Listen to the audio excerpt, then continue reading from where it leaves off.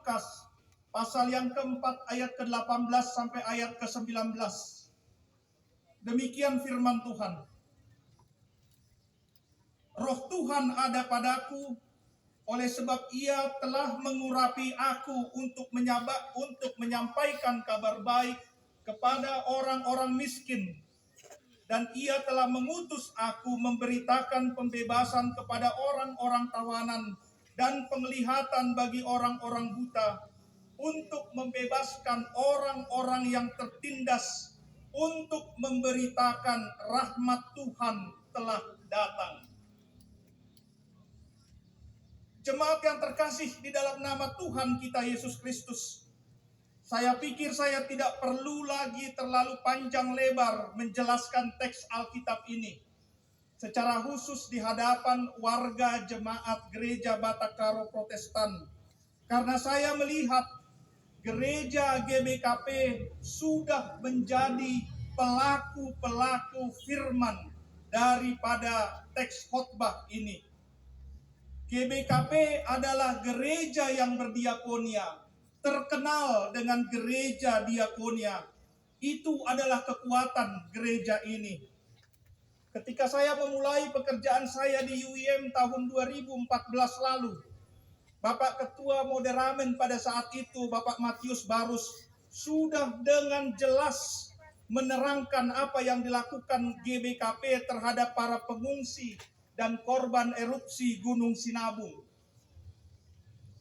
Gereja ini bahkan telah memiliki bank perkreditan rakyat yang membantu perekonomian bukan hanya warga Kristen, tapi juga warga non-Kristen. Dan bank ini termasuk yang terbaik. Dan ketika pada waktu tahun 2021 lalu, GBKP sedang sibuk-sibuknya mengurus pengungsi akibat letusan Gunung Sinabung. Tetapi ketika gereja ini mendengar ada banjir bandang di Jerman tahun 2021 lalu, mereka segera mengumpulkan sumbangan untuk saudara-saudari mereka di Jerman. Dan ini menjadi viral di mana-mana. Karena kita yang biasa menerima, kemudian bisa memberi bahkan kepada orang-orang Jerman karena bencana alam itu. Karenanya mari kita sejenak mendengarkan apa yang dimaksud oleh firman Tuhan pada hari ini. Yang pertama, Bapak Ibu sekalian, Roh Tuhan adalah roh yang dinamis dan yang melayani dengan kreatif. Belakangan ini sering kita mendengar bahwa gereja-gereja tidak memiliki Roh Kudus. Karena di gereja kita katanya khotbahnya membosankan, bikin mengantuk. Semoga tidak ada yang mengantuk mendengar khotbah saya ini. Jemaatnya kalau berdoa terlalu pendek, apalagi kalau doa makan. Dan yang kita dengar adalah gereja kita katanya tidak bisa berbahasa roh. Jadi ada tuduhan gereja-gereja Protestan tidak diurapi oleh Roh Kudus. Memang benar Roh Kudus membuat kita berbahagia. Memang benar Roh Kudus membuat kehidupan gereja itu menjadi dinamis. Memang benar menurut Rasul Paulus, ada orang-orang yang dikaruniai talenta berbahasa roh. Namun yang terpenting menurut firman Tuhan di siang hari ini, bahwa kehadiran Roh Kudus itu terlihat ketika gereja itu mampu menyampaikan kabar baik kepada orang-orang miskin. Inilah wujud Roh Kudus yang sesungguhnya yang hadir di dalam persekutuan gereja-gereja itu.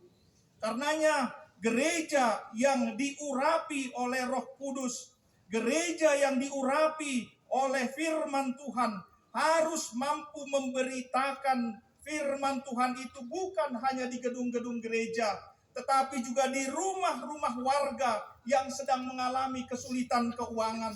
di rumah-rumah warga yang kesulitan menyekolahkan anak-anak mereka, yang tidak mampu membeli obat, yang mengalami gagal panen, yang ternak babinya terkena wabah sehingga tidak mampu lagi menghidupi perekonomian keluarga. Khotbah gereja bukan hanya sekedar menegur dan menghakimi, tetapi gereja yang berkhotbah, gereja yang diurapi oleh Roh Kudus adalah gereja yang mengulurkan tangannya, mengeluarkan orang-orang miskin dari kemiskinannya. Adalah gereja yang menciptakan peluang, adalah gereja yang memberikan lapangan kerja, yang menciptakan modal keuangan, yang mendampingi warga jemaatnya agar kemiskinan itu benar-benar tercabut dari akarnya. Pada saat ini kita merayakan Walk a Mile karena kita mengingat begitu banyak anak-anak pada saat ini yang putus sekolah. Anak-anak korban perang di Asia, Afrika. Mereka yang kehilangan orang tua karena kemiskinan, karena krisis. Dan pada saat ini kita diminta untuk menghadirkan Roh Kudus itu dengan memberikan dukungan kepada anak-anak yang pada saat ini sedang berada di dalam situasi mencemaskan. Kemarin saya mengunjungi Alfa dan Omega untuk pertama kalinya. Dan saya sangat takjub dengan infrastruktur yang telah dibangun oleh GBKP sebagai wujud kepedulian, sebagai wujud perhatian mereka kepada anak-anak yang membutuhkan perhatian. Bapak Ibu sekalian, Roh Kudus itu hadir di mana-mana. Roh Kudus hadir di dalam gereja. Roh Kudus bukan hanya hadir ketika orang mampu berbahasa roh, tapi Roh Kudus juga hadir di perkebunan jeruk warga Karo, warga GBKP yang sedang panen. Kalau ada panen, itu karena Roh Kudus bekerja. Ada amin? Amin. Karenanya kalau ada panen, panen jeruk, panen durian, panen apa lagi?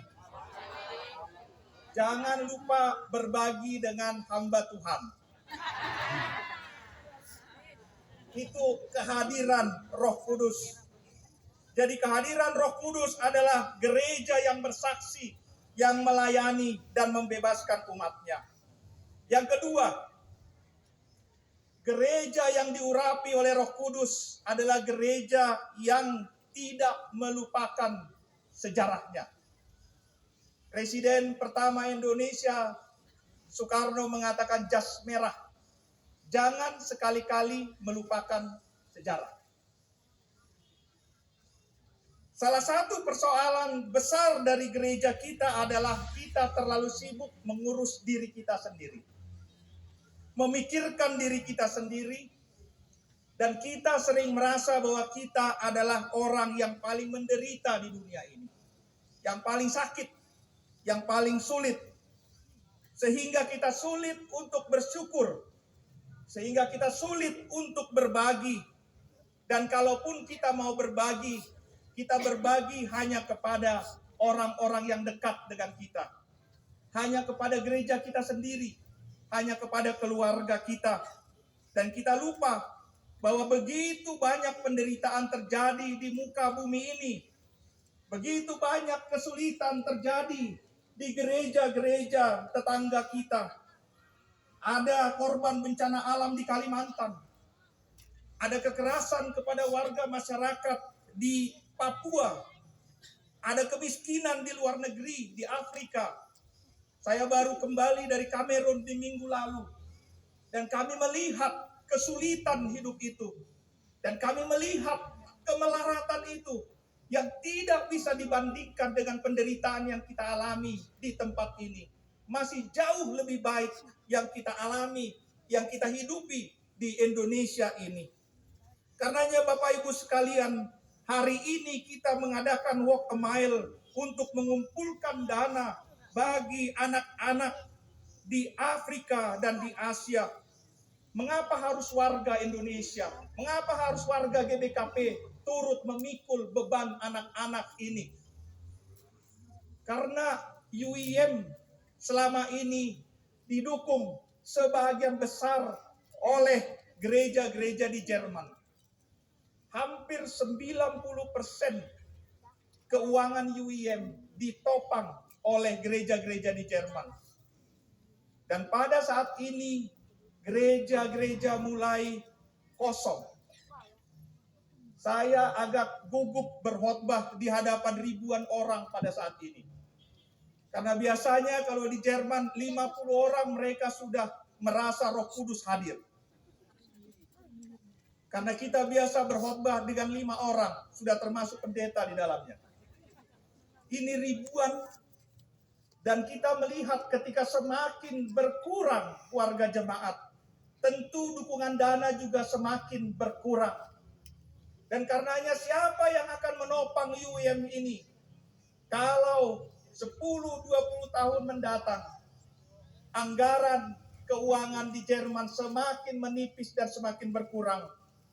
Tentu UIM adalah tanggung jawab kita semua yang berkumpul pada saat ini. UIM, pelayanan, diakonia, global menjadi tanggung jawab kita semua di tempat ini. Karenanya untuk itu UIM mengundang kita untuk benar-benar memberikan yang terbaik sebagai pribadi-pribadi yang diurapi oleh Roh Kudus. Karena saya melihat masa depan kekristenan global ini bukan lagi di Eropa. Masa depan gereja-gereja bukan lagi di Jerman, bukan lagi di Belanda. Tapi masa depan gereja-gereja ada di Tanah Karo. Masa depan gereja-gereja ada di Sumatera Utara, ada di Indonesia, ada di Asia. Tapi ngomong-ngomong ada pertanyaan, apa sih itu UIM? Saya ngomong panjang lebar UIM, Bapak Ibu bertanya-tanya apa itu UIM? UIM dulu dinamakan Rheinische Missionsgesellschaft, lembaga misi Jerman yang mengutus para misionaris ke Tanah Karo setelah NZG dari Belanda. Mereka para misionaris mendirikan klinik, mendirikan sekolah, mendirikan gereja-gereja sehingga Bapak Ibu boleh hadir pada saat ini. Jangan sekali-kali kita melupakan sejarah. Kalau banyak warga Karo sekarang tinggal sukses, bekerja, memperoleh pendidikan yang tinggi.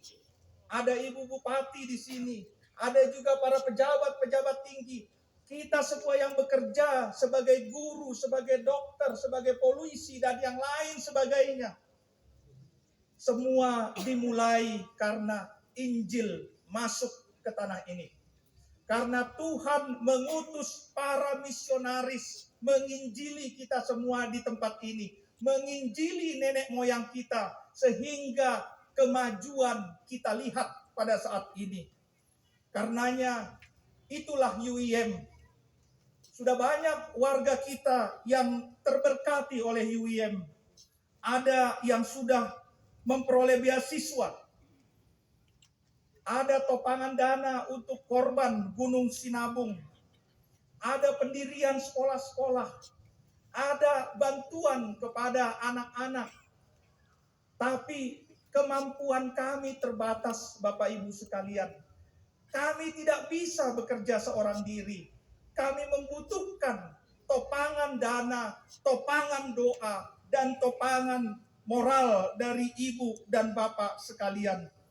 Karena itu, kita akan melihat kehadiran Roh Kudus pada saat ini. Kalau kita merasa diri kita diberkati Tuhan, jangan pelit-pelit untuk membagi berkat itu kepada sesama. Roh Tuhan hadir ketika hati kita terbuka memberi. Bukan hanya kepada keluarga kita, bukan hanya kepada gereja kita, tetapi kepada seluruh umat manusia di dunia ini. Karena misionaris Jerman dulu juga tidak pernah berpikir akan tiba di tempat ini. tapi mereka tiba di tempat ini dan mereka tulus melayani di tempat ini. Karenanya, sebagai penutup, marilah kita memberikan yang terbaik melalui Walk a Mile ini. Kita hendak melihat apa Roh Kudus hadir di tempat ini dengan menyaksikan seberapa besar solidaritas, partisipasi, dan persembahan Anda kepada pekerjaan Tuhan melalui UIM bagi anak-anak di seluruh dunia yang pada saat ini tidak mampu untuk duduk seperti kita, tidak mampu untuk bernyanyi, tidak mampu lagi untuk menghadiri sekolah minggu, karena setiap hari mereka terancam oleh ancaman bom. Setiap hari mereka terancam oleh desingan peluru. Untuk itulah kita berkumpul pada saat ini untuk memberikan dukungan kita kepada dunia ini. Supaya apa? Ayat 19 dikatakan, supaya tahun rahmat Tuhan hadir di keluargamu. Supaya tahun rahmat Tuhan hadir di gerejamu dan di pekerjaanmu. Izinkan saya menutup khotbah ini dengan sebuah pantun berbahasa Karo. Sekali lagi tolong jangan ditertawakan kalau intonasinya merambalangan, kata orang Toba. Ersuli tualah mumbang, Rimo megersing entebut nanamna, ukur mehuli rikut numbang. Mari sukseskan Walk a Mile Enda. Amin. Mari kita bersatu dalam doa.